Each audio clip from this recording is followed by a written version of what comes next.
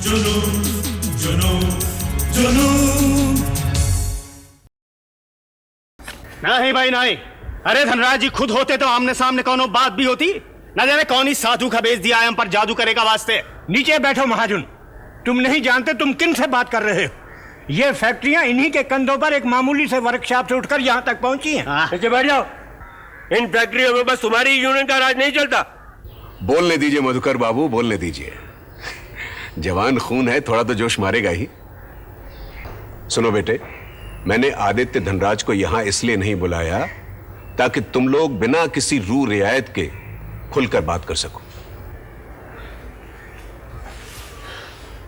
एक बात पूछ सकते हैं, आपकी इन फैक्ट्री में क्या दिलचस्पी है? आप तो पूजा पाठ करे वाले साधु के वस्त्र पहने हैं, फिर आप इन मामले में काहे पड़ रहे हैं? तुम लोग क्या समझते हो कि मैं आदित्य धनराज को इस भंवर से निकालने के लिए यहां आया हूं? नहीं, मैं तुम लोगों के लिए यहां आया हूं। सैकड़ों मजदूरों के भविष्य को बचाने और उनके अधिकारों की रक्षा करने के लिए मैं यहां आया हूं।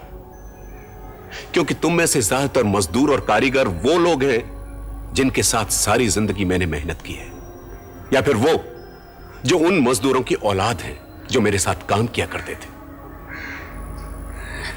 नहीं तो एक बार ये संसार छोड़ने के बाद मैं दोबारा यहां क्यों आता मेरे बच्चे? ये महाजन इन बारीकियों को क्या समझेगा लाला जी? अगर इसके पिताजी जिंदा होते तो वो इसे समझाते। तुमको मालूम है मधुकर बाबू, हमार बाप कौन हालत में मरा? अरे जब वो मरा तो उसके सर पर आपन छप्पर तक नहीं था। सारी जिंदगी इन लोगों की गुलामी करके क्या मिला उसको? तुम्हारे बाप ने जो भी कुछ कमाया वो शराब में उड़ा दिया। इसमें किसी का क्या कसूर है? देखिए, आप अपनी जबान संभाल के बात करिए। ये समय लड़ने झगड़ने का नहीं है।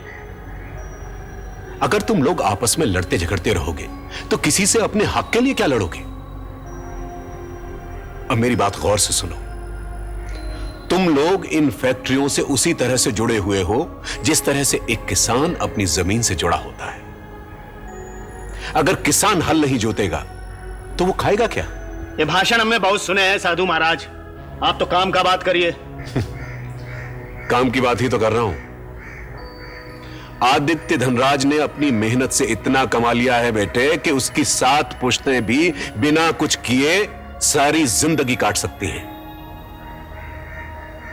और अगर उसने तंग आकर इन सारी फैक्ट्रियों को बंद कर दिया तो इन फैक्ट्रियों में काम करने वाले मजदूरों का क्या होगा? तुमने सोचा है? हम भूखों नहीं मर जाएंगे। हाँ हाँ, हमें और हमारे बच्चों को खिलाने आएंगे जिनके शोर पर तुम नाच रहे हो। कौन? अरे वही लोग जो रातों रात लाउड स्पीकर लगाने आए थे। वो सब हमने आपको बता के करवाया था। देखो, अब तुम हमें खरी खरी सुनाने पर मजबूर ना करो। क्यों सैकड़ों घरों के जलते चूल्हों पे पानी डालने पर तुले हो? कोई तुम्हारे चूल्हों पर पानी नहीं डाल सकेगा अगर चौकन्ने रहोगे तो। सोचो, समझो, ये कारखाने उतने ही तुम्हारे हैं जितने के आदित्य धनराज के। ये सब कहे का बात है साधु महाराज। आप लोगों से बात करने से पहले मैंने इस मसले पर आदित्य धनराज से एक लंबी बातचीत की है और वो भी यही कहते हैं कि वो आप लोगों को मैनेजमेंट में शामिल करेंगे।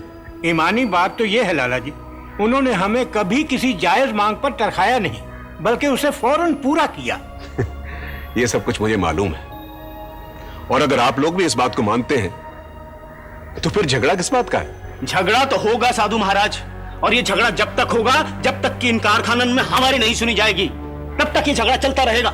नहीं, ये झगड़ा तब तक चलता रहेगा जब तक तुम और तुम्हारे उकसाने वाले चाहेंगे। हाँ, अरे तुम सब इन सरमाएदारों के हाथों बिक चुके हो। अरे ये साधु हमका छलने के वास्ते यहाँ पर आया है। बैठो बैठो यहीं का चरणों में। गैरत। अब कोई इसकी बातों में नहीं आएगा, हम कल ही से काम पर आएंगे, ये बात तय है। अरे भाई, लेकिन उससे पहले अपनी मांगों को आदित्य धनराज से लिखवा कर तो ले लो। हमें उन पर पूरा भरोसा है लाला जी। तो फिर ठीक है। मेरा गुल्लू गुल्लू गुल्लू गुल्लू। बेटा, अब कब तक मैं तुम्हें गुल्लू गुल्लू कहकर पुकारता रहूंगा? तेरी माँ को फुर्सत ही नहीं मिलती कि तेरा नामकरण करे, और तेरा बाप भी रूठ कर बैठा हुआ है। अब तेरा ये अपाहिज नाना करे तो क्या करे? साहब जी, अधिकारी साहब नीचे बैठे आपका इंतजार कर रहे हैं। उन्हें ऊपर ले आओ, उनसे क्या तकल्लुफ। जाओ जी। लाइए साहब जी, आप थक गए होंगे, बाबा को अंदर ले जाओ। हाँ ठीक है, ले जाओ। मैं वाकई थक गया हूँ, ले जाओ संभाल के।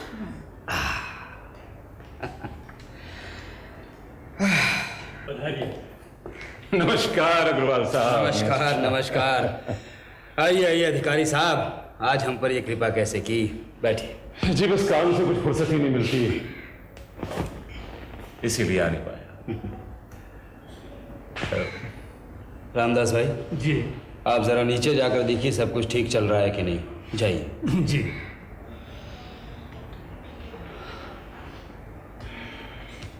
आप बहुत टेंस दिखाई दे रहे हैं, क्या बात है? बात ही कुछ ऐसी है अग्रवाल साहब, मैं लाख कोशिश करने पर भी अपने आप को संभाल नहीं पाता। मिनी ने जरूर कोई गलत हरकत की होगी, और क्या? जी, उसने नील को तलाक देने के लिए अपने वकील से यह नोटिस दिलाया है। उसने नील पर इसमें ऐसे ऐसे इल्जाम लगाए हैं जिन्हें मैं बयान नहीं कर सकता। आप पढ़िए तो। हाँ? क्या पढ़ूं अधिकारी साहब, क्या पढ़ूं?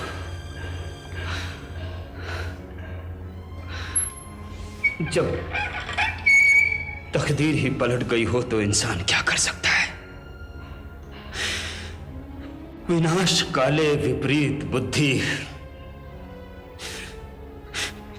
ये लड़की इतनी खुद मुख्तार हो गई है अधिकारी साहब कि इतने बड़े फैसले में अपने इस बूढ़े बाप से मशवरा तक करना जरूरी नहीं समझती। अब ये तो होना ही था अग्रवाल साहब। चलो अच्छा हुआ कि ये नोटिस उसकी तरफ से ही आ गया।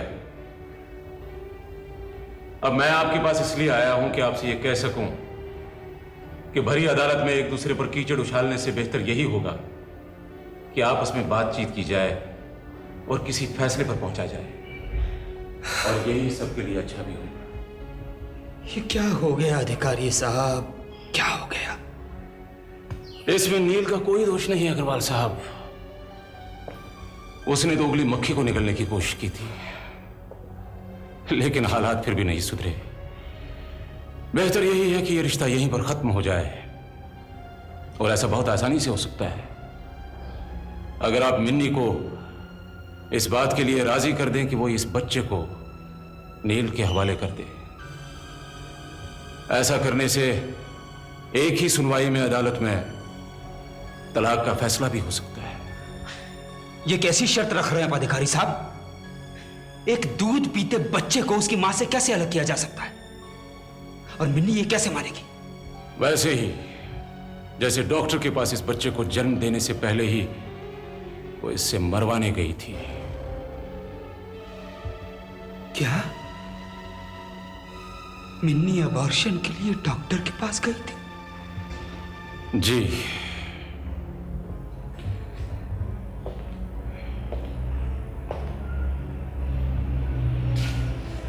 नील को बेटे की फिक्र है अग्रवाल साहब। वैसे मुझे कहना तो नहीं चाहिए, लेकिन कहने की सिवा और कोई सूरत भी तो दिखाई नहीं देती।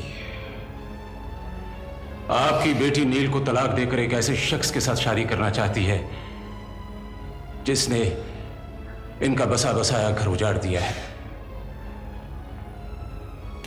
और नील को डर है कि कहीं इस सारी कार्रवाई में उसका मासूम बेटा बलि न चढ़े। नहीं, ये मेरा नवासा है और मैं इस पर किसी तरह की आंच नहीं आने दूंगा। और सुन लीजिए अधिकारी साहब, तलाक हो भी जाए फिर भी मैं मिनी को दूसरी शादी नहीं करने दूंगा। आप ये जाकर नील को कह दीजिए, उसका रिश्ता इस बच्चे की वजह से मेरे साथ तब तक बंधा रहेगा जब तक मैं जिंदा हूं। ठीक है, आप जैसा मुनासिब समझें करें।